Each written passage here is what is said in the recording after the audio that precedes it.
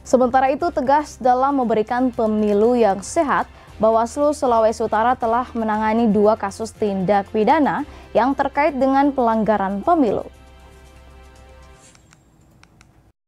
Untuk mewujudkan pemilu yang damai dan sehat, Badan Pengawas Pemilu Sulawesi Utara telah menerima sejumlah aduan dan laporan terkait adanya pelanggaran pemilu.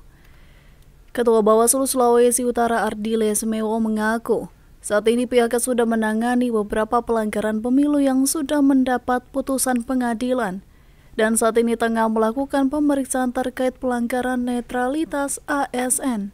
Untuk penanganan tindak pidana pemilu, kita itu kemarin sudah ada 2 tindak pidana pemilu yang diputus di pengadilan ya, di Kota Mobagu dan di Kabupaten Kepulauan Talaut. Itu terkait dengan dokumen syarat calon dari caleg ya.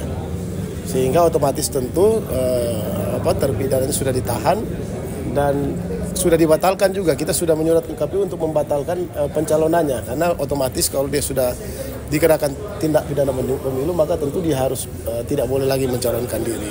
Kemudian di provinsi sendiri, bahkan di kabupaten kota, sekarang ini kita sementara melakukan pemeriksaan atau menangani pelanggaran potensi dugaan tindak pidana pemilu.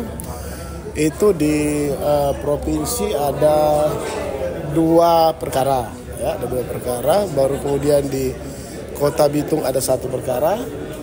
Baru kemudian di Kabupaten Minahasa itu menyangkut netralitas ASN. Dan 1 pelanggaran administratif yang sebenarnya diproses di Bawaslu Provinsi juga.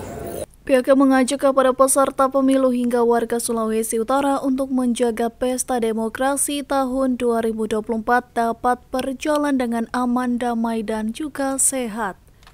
Eka Putra melaporkan untuk Kawanua TV.